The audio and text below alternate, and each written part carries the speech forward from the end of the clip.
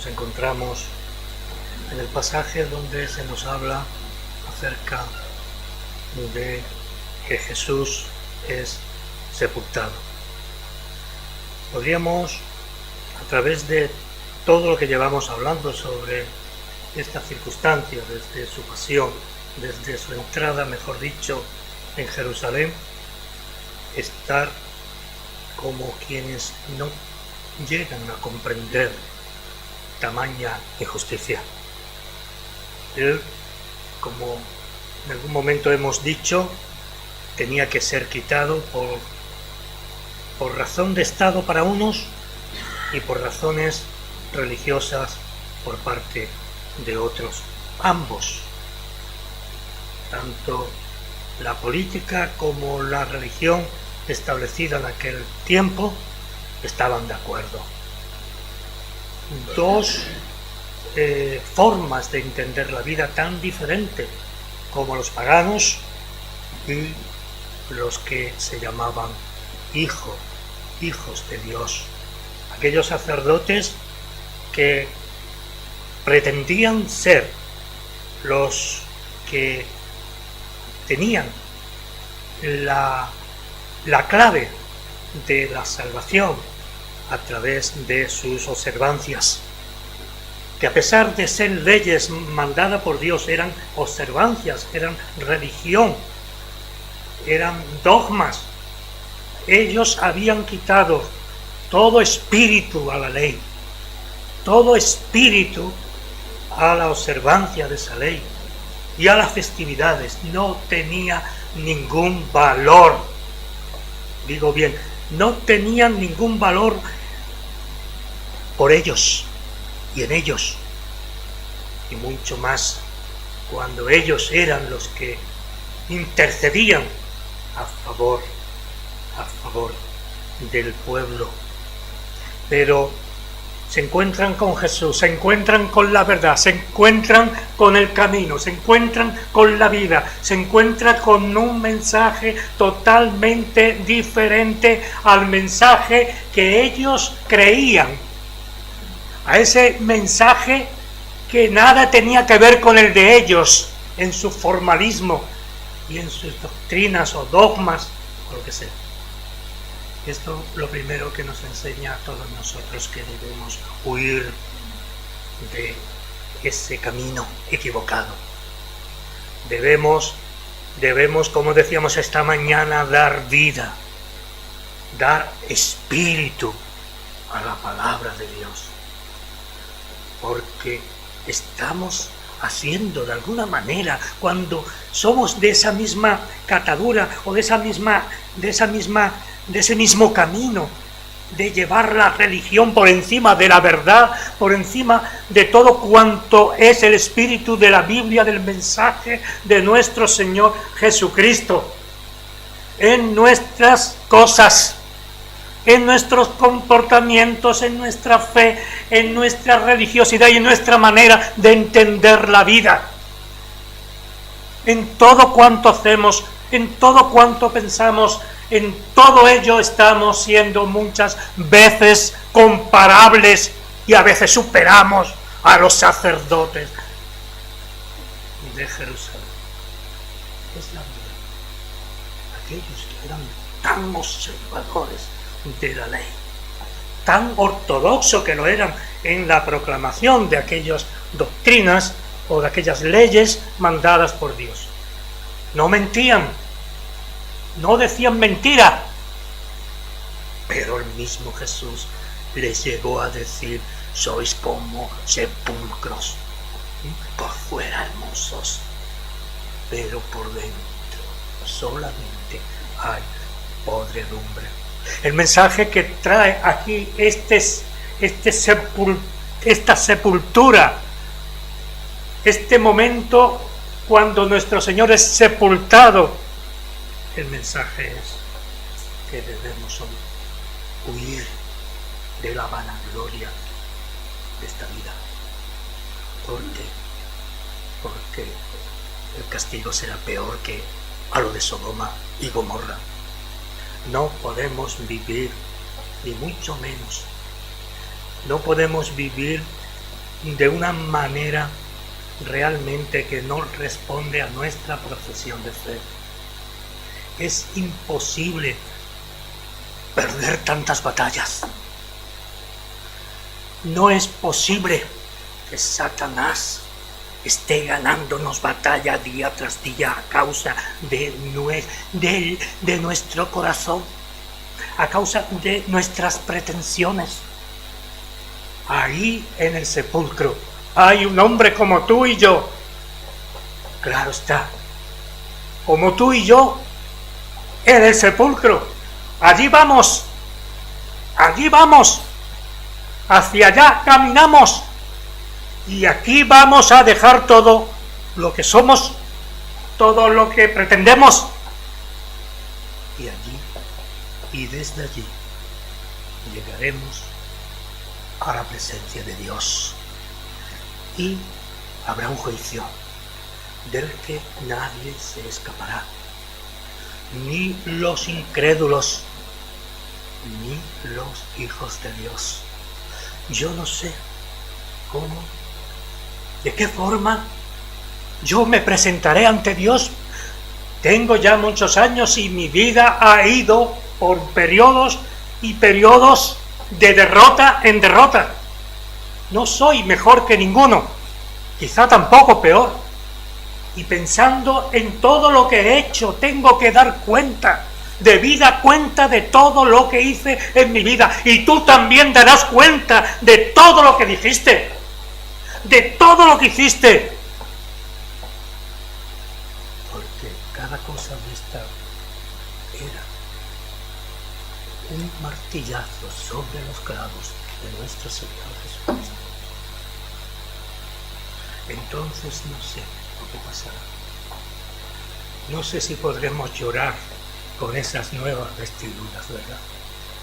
Pero la justicia de Dios es tan perfecta. Y Dios es, en su amor, justicia. Y Jesús, frente a Jesús, nos dirá: ven aquí, bendito de mi Padre, porque Él pagó. Repito nuevamente, Él pagó el precio. Debemos ser conscientes de lo que significa esto. Debemos hacer posible que nuestro espíritu sobresalga por encima de nuestro cuerpo, de nuestra ánima, y entender que nuestra profesión de fe es entrega, que nuestra profesión de fe no es nuestra, sino que es de Dios, que nosotros no tenemos nada con el que acercarnos a Dios que valga la pena. Tenemos muy poquito, lo poco que tenemos es por la gracia de Dios. Sin la gracia de Dios nadie permanecería como salvo. No habría salvación, no hay salvación fuera de esas manos que nos rodean y que nos protegen y que nos lleva a través del Espíritu de Dios en alas hacia esa patria. Debemos entender y debemos comprender que ese es nuestro destino si realmente Dios ha hecho el milagro de la conversión. Si realmente has tenido un encuentro con Jesús de Nazaret. Si realmente en un momento de tu vida, aunque sea solamente un momento, no digo más, un solo momento, te has sentido sucio, has llorado y te has entregado por la gracia de Dios al Señor. Él bajó al sepulcro. No simplemente quedó ahí. Su espíritu, su parte de hombre, fue allá, bajó a los infiernos.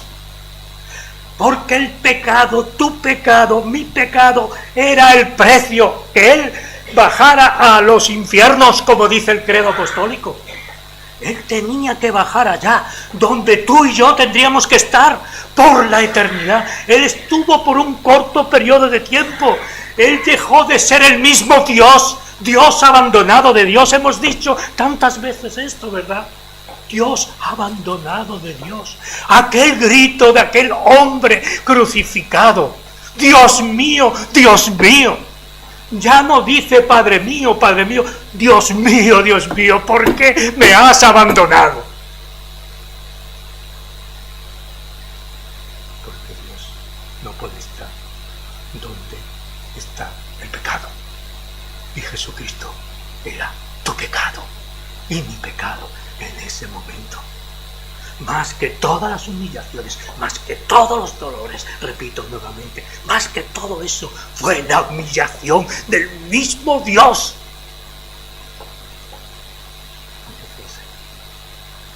Por un momento, Él sufrió hasta ese momento, en ese grado sumo. Él bajó a los infiernos por amor de ti y de mí. Si no entendemos esto, podemos seguir continuando con nuestra vida, continuando con nuestras cosas, pero seremos como los sacerdotes, viviremos como ellos, y aunque seamos salvados, porque una vez salvo, siempre salvo, pasaremos, como dice el Señor, como por fuego. Cuántas bendiciones no te habrás perdido en ese trayecto de tu vida, en ese caminar diario, mirando hacia abajo, sin mirar hacia arriba, bajando tus ojos, siendo humillado una y otra vez por Satanás. Cuando tú eres algo precioso, hermoso para Cristo.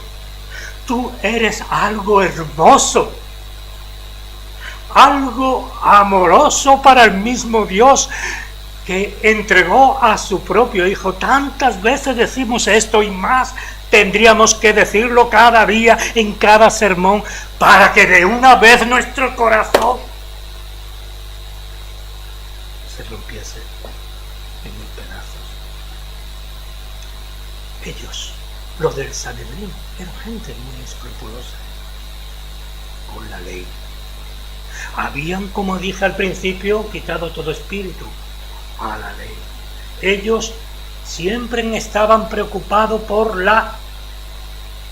los detalles ceremoniales de la ley ceremonial, pero le faltaba espíritu en sus pretensiones ortodoxas. Habrá en los infiernos muchos ortodoxos, muchos reformados, muchos calvinistas que hablaban verdad, que conocían las escrituras, sí. Habrá muchos, habrá más salvos, pero también habrá muchos que decían: Señor, Señor, si yo creí, y yo les diré, dice el Señor Jesucristo: apartaos de mí, obradores de maldad. El Señor no quiere obra que nosotros podamos dar, quiere un espíritu contrito, un espíritu abatido por el pecado, para ser a través de ese abatimiento y esa derrota más que vencedor. Allí tenemos a nuestro Jesús. Allí en el sepulcro se pueden reír de todos nosotros que seguimos a un hombre muerto, crucificado y sepultado para que no hubiera un. Es algo importante lo que el mensaje de Jesús muerto, Jesús en el sepulcro, es algo que debería hacernos pensar un poco. Deberíamos hacer un alto en nuestro camino, pararnos, como dice el Señor, en los caminos y ver: Señor, ¿qué hago en esta vida? Me voy cargando de años, ¿qué hago en esta vida? ¿Qué futuro tengo, Señor? ¿Qué futuro? Y lo único, cuando te haces ese análisis, verás que lo único que tienes tú, lo único que te llevarás contigo es esa fe del Señor en su misericordia y en su amor de Dios. y todas las cosas viejas pasaron ya. Y Él te abrazará, y Él te cubrirá con esa vestidura resplandeciente, y te quitará toda inmundicia, todo pecado que habrás llevado en ese momento cuando expires. Por eso ellos tenían prisa en que Jesús se quitara de la cruz, porque no podían permanecer en la cruz en sábado. Estaban preocupados por eso. No le preocupaban que aquel hombre era un ser humano, ni los otros que estaban con él. Ellos vieron cómo rompieron los pies de ambos ladrones. El rompimiento de los pies se hacía con acero o con palos. Era un dolor terrible que producía la muerte. A Jesús lo miraron y estaba muerto. Pero ellos quisieron asegurarse más y le hicieron una herida que salió sangre y agua. No era agua en realidad, es la otra parte, ahora no recuerdo, el suero de la sangre, agua y sangre. Y no les rompieron sus huesos para que se cumpliese la escritura, que el Cordero de Dios no le serían rotos sus huesos. Era un sábado, era un día de fiesta, era un día de gran solemnidad, porque era el sábado de la Pascua. La festividad duraba 7 días. Así pues los judíos, posiblemente los principales sacerdotes le pidieron a Pilatos eso, que por favor lo pudieran bajar de la cruz, porque tenía que bajarlo a causa de la festividad.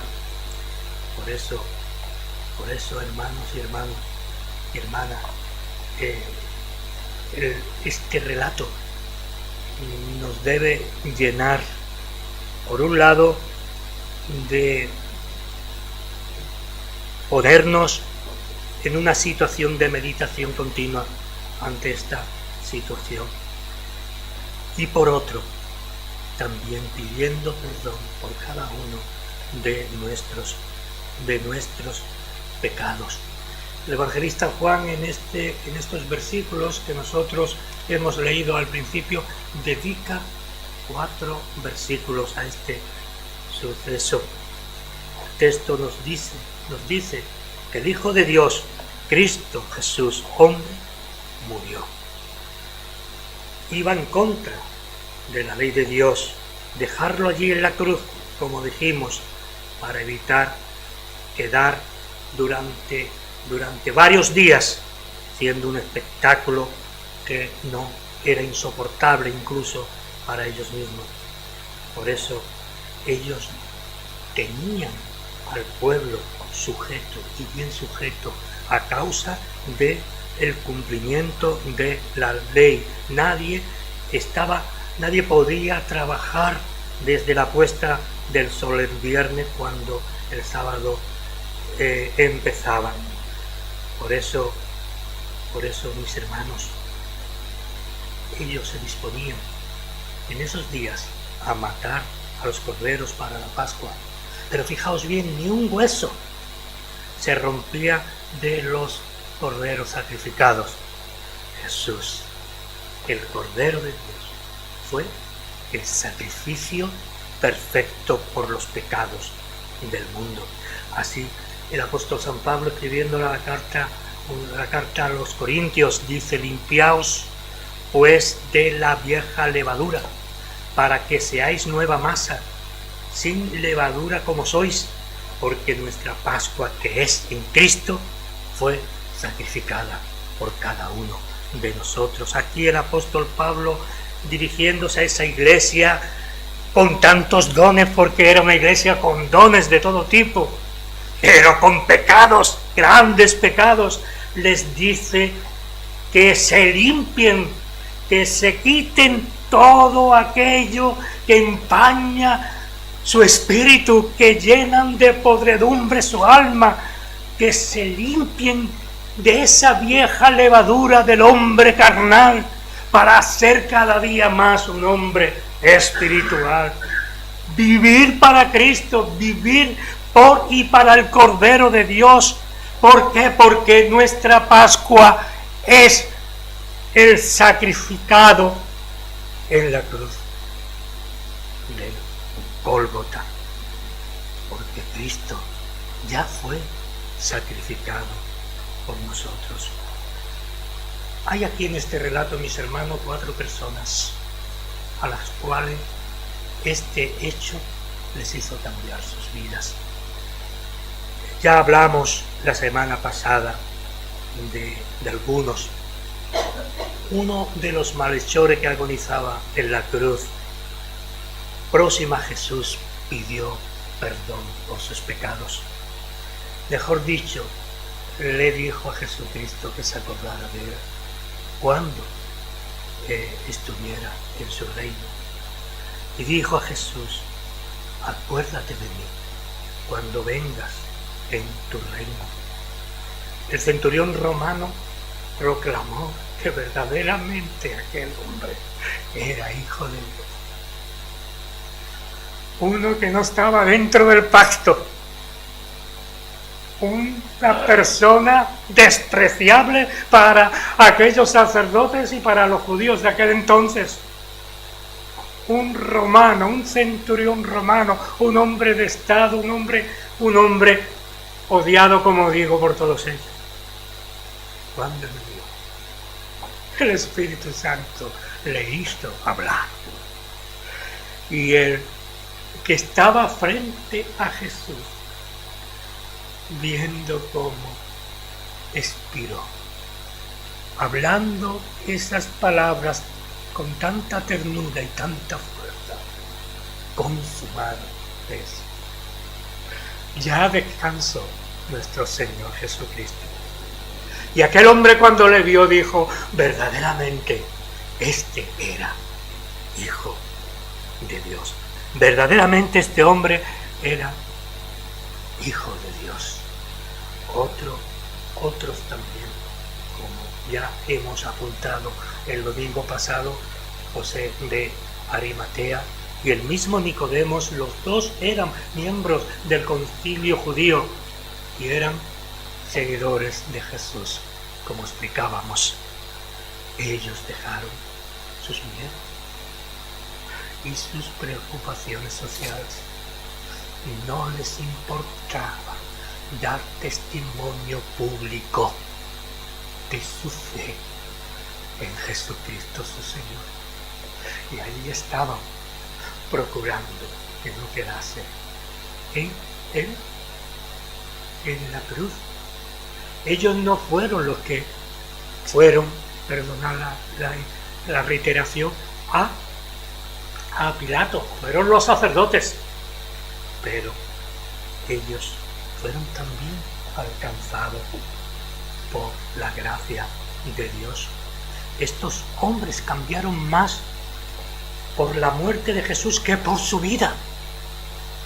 Sus vidas se transformaron. Descubrieron quién era el crucificado. Ellos habían hablado de noche. Habían visto las palabras de Jesús que les llenaron, pero como cada uno de nosotros estamos reacios a seguir y a obedecer a Jesús, porque aún hay carne en nuestras vidas. Ellos también tenían sus miedos como nosotros, nuestros miedos, tenían también sus preocupaciones como nosotros teníamos nuestras preocupaciones, y nuestra vida y nuestros problemas y todo cuanto forma parte de esta vida en la tierra. Y sin embargo, ellos ante la tragedia no le importaron declarar a Jesús que ellos también eran discípulos, como nuestros hermanos que están muriendo. y nuestras hermanas en los países de Asia.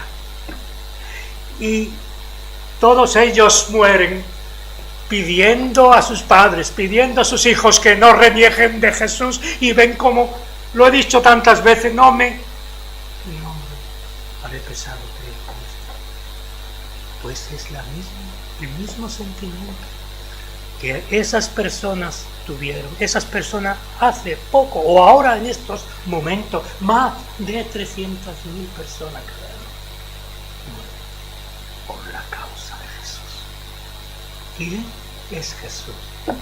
¿Quién es el que da tanto poder? ¿Qué fe es esa? Que hay hombres y mujeres que están dispuestos a perder su vida cuando nosotros somos incapaces de venir a la iglesia, de buscar otros caminos y de alejarnos de la gracia de Dios, y cogiéndonos Jesús y volviéndonos una y otra vez. ¿Hasta cuándo va a durar esto? Y nos quejamos por nuestra situación personal, familiar y espiritual. Y nos quejamos y tratamos de cubrir todo eso con lo malo que son los demás. ¿Cuántas veces Juan no ha hecho eso en su vida? ¿Cuántas veces no lo ha hecho tú también? Estos hombres cambiaron más, repito, por la muerte de Jesús que por su propia vida. Al meditar en Jesús y su muerte, hermanos y hermanas, debemos llegar a lo mismo, a creer, a proclamar y actuar. Volvamos a José de Arimatea y Nicodemo, eran seguidores de Jesús escondido. ¿Eres tú también un seguidor de Jesús escondido? Temían darse a conocer por la posición que ocupaba en la comunidad judía. Y eso ya lo dijimos. José era un líder, un miembro importante del estatus, pero no le importó. Ellos arriesgaron su vida y su reputación para dar sepultura a Jesús. En el transcurso de esta predicación, para terminar, debemos destacar nuevamente la hipocresía de los sacerdotes en sus tradiciones y en sus supersticiones, y también a veces en nuestra hipocresía de forzarnos a ser muy ortodoxos, pero no nos interesamos lo suficiente por la vida de Jesús, que da Jesús a través de esa gracia, a través que tiene su expresión física, sí, en el amor, en la satisfacción, en la seguridad. Vivimos inseguros, sabiendo que nada ni nadie nos apartará de Él. Por eso, hermanos, es importante que nosotros meditemos, no ahora, sino meditemos en lo que hemos hablado aquí esta tarde, en llegar a un punto de encuentro con Jesús. Tenemos que vivir una vida espiritual, porque a eso hemos sido llamados. No podemos vivir en dos mundos, no podemos, porque eso produce sufrimiento, desolación y pruebas, algunas de ellas terribles. Eso sabían muy bien los antiguos cuando hablaban, repito nuevamente, sobre el temor a Dios. No el miedo, sino el temor. Quiera el Señor ayudarnos a vivir una vida de acuerdo con la palabra, de acuerdo con lo que demanda el Señor de nosotros, sin darnos cuenta. Nuestras acciones, nuestra vida será un foco de luz que alumbre un mundo que no va a ninguna parte. Que el Señor nos ayude y nos bendiga.